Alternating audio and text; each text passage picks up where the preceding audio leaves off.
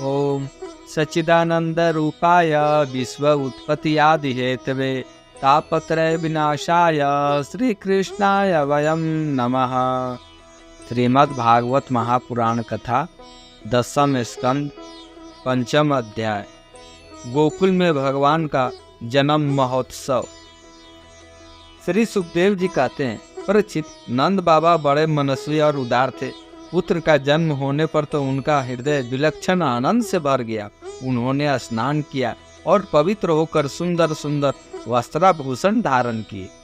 फिर वेदज्ञ ब्राह्मणों को बुलाकर स्वस्ति वाचन और अपने पुत्र का जातक कर्म संस्कार करवाया। साथ ही देवता और पितरों को विधि पूर्वक पूजा भी करवाई। उन्होंने ब्राह्मणों को वस्त्र और आभूषणों से सुसज्जित 2 लाख गौवें दान की। रत्नों और सुनहले वस्त्रों से ढके हुए तिल के साथ पहाड़ दान किए। संस्कारों से ही गर्भ शुद्धि होती है, यह प्रदर्शित करने के लिए उन्होंने अनेकों दृष्टांतों का उल्लेख करते समय से नूतन जल से अशुद्ध भूमि आदि, स्नान से शरीर आदि, प्रक्षालन से वस्त्र आदि, संस्कारों से गर्भादि, तपस्या से इंद्रिय आदि, यज्ञ से ब्रह्मांड आदि, दान से धन आदि और संतोष से मन आदि द्रव्य शुद्ध होते हैं। परंतु आत्मा की शुद्धि तो आत्मज्ञान से ही होती है। उस समय ब्राह्मण, सूत, मागध और बंदीजन मंगलमय आशीर्वाद देने तथा स्तुति करने लगे। गायक गाने लगे, भेरी और दुंदुभिया बार बार बजने लगी। ब्रजमंडल में सभी घरों के द्वार, आंगन और भीतरी भाग झाड़ बुहार दिए गए। उनमें सुगंधित जल का छिड़काव किया गया। उन्हें चित्र विचित्र ध्वजा, पताका, पुष्पों की मालाओं, रंग बिरंगे वस्त्र और पल्लवों के बंधन बारों से सजाया गया।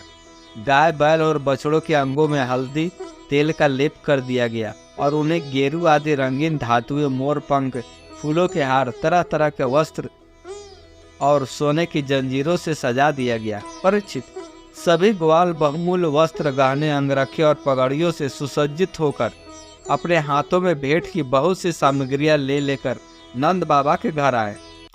यशोदा जी के पुत्र हुआ है, यह बात सुनकर गोपियों को भी बड़ा आनंद हुआ। उन्होंने सुंदर सुंदर वस्त्र, आभूषण और अंजन आदि से अपना श्रृंगार किया।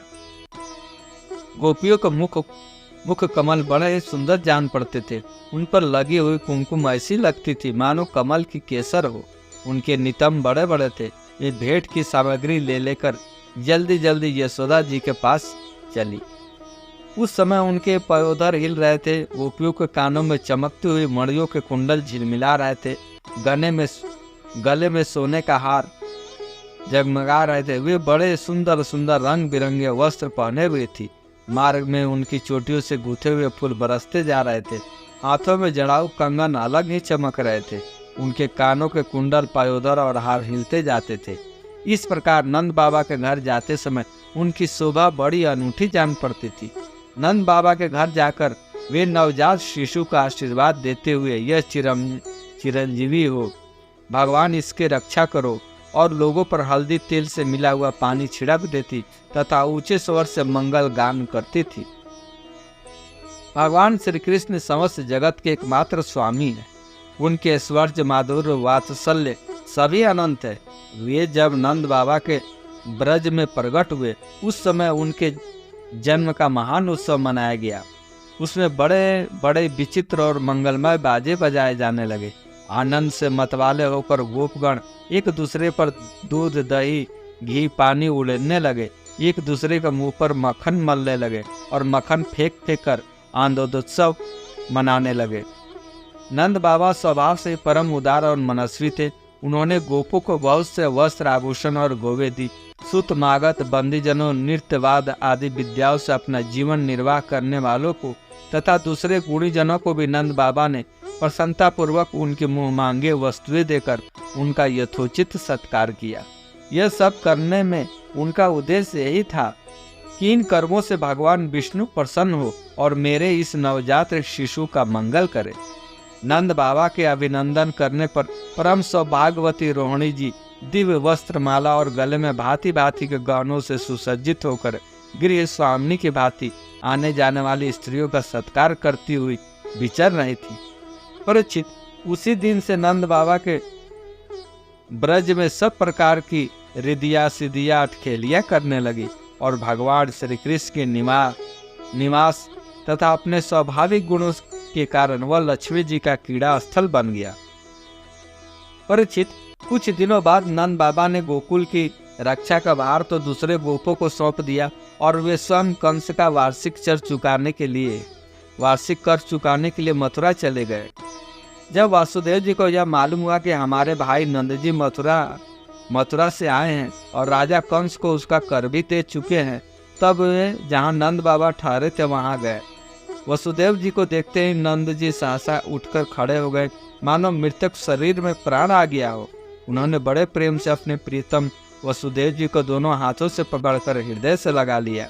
नंद बाबा उस समय प्रेम से विहल हो रहे थे। परीक्षित, नंद बाबा ने वसुदेव जी का बड़ा स्वागत सत्कार किया। वे आदर पूर्वक आराम से बैठ गए। उस समय उनका चित्त अपने पुत्रों में लगा रहा था। वे नंद बाबा से कुशल मंगल पूछकर कहने लगे। वसुदेव जी ने कहा, भाई, तुम्हारी अवस्था ढल चली थी और अब तक तुम्हें कोई संतान नहीं हुई थी, यहाँ तक कि अब तुम्हें संतान की कोई आशा भी न थी। यह बड़े सौभाग्य की बात है। यह अब तुम्हें संतान प्राप्त हो गई है। यह भी बड़े आनंद का विषय है कि आज हम लोगों का मिलन हो गया। अपने प्रेमियों का मिलना भी बड़ा दुर्लभ है। इस संसार चक्र ऐसा ही है। इसे तो एक प्रकार का पुनर्जन्म ही समझना चाहिए। जैसे नदी के प्रबल प्रवाह में बहते हुए बेड़े और तिनके के सदा एक साथ नहीं रह सकते, वैसे ही सगे संबंधी और प्रेमियों का भी एक स्थान पर रहना संभव नहीं है। यद्यपि वो सबको प्रिय लगता है, क्योंकि सबके प्रारब्ध कर्म अलग अलग होते हैं। आजकल तुम जिस महावन में अपने भाई बंधु और स्वजनों के साथ रहते हो, उसमें जल, घास और लता पत्र आदि से भरे पूरे है ना। वह वन पशुओं के लिए अनुकूल और सब प्रकार से रोगों से तो बचा है। भाई, मेरा लड़का अपनी माँ रोहिणी के साथ तुम्हारे ब्रज में रहता है। उसका लालन पालन तुम और यशोदा करते हो, इसलिए वह तो तुम्ही को अपने माता पिता मानता होगा। वह अच्छी तरह है ना। मनुष्य के लिए वे ही धर्म अर्थ काम शस्त्र विहित है, जिनसे उनके स्वजनों को सुख मिले। जिनसे केवल अपने को ही सुख मिलता हो किंतु अपने स्वजनों को दुख मिलता हो, वे धर्म अर्थ और काम हितकारी नहीं है। नंद बाबा ने कहा, भाई वसुदेव, कंस ने देवकी के गर्भ से उत्पन्न हुए तुम्हारे कई पुत्र मार डाले। अंत में एक सबसे छोटी कन्या बच रही थी, वह भी स्वर्ग सिधार गई। इसमें संदेह नहीं कि प्राणियों का सुख दुख भाग्य पर ही अवलंबित है।